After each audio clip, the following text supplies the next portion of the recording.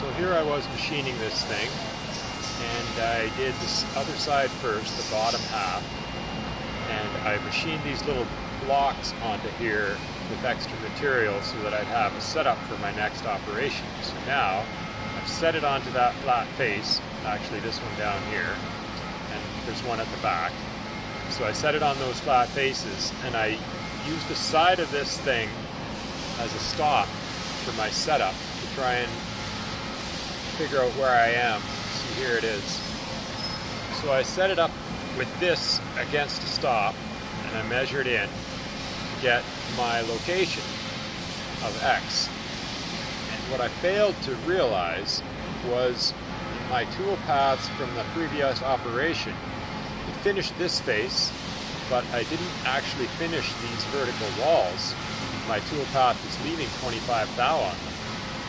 So when I set up against that wall, I failed to account for that 25 thou, plus a bit of tool radius, makes it about 30 thou. And I started machining this. So my first tool path goes like this here. This is the tool path here. So up here at this level is where I was. And I had gotten down to around here, and so I was seeing the shape of the part before I realized my correction that I needed to do.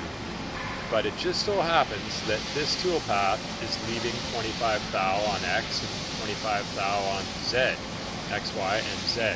So even though it was machining in the wrong place, everything's going to clean up fine with a 30 thou shift, and I'm going to be alright. So here it is machining. So you can't see. Okay, here we are. There it is.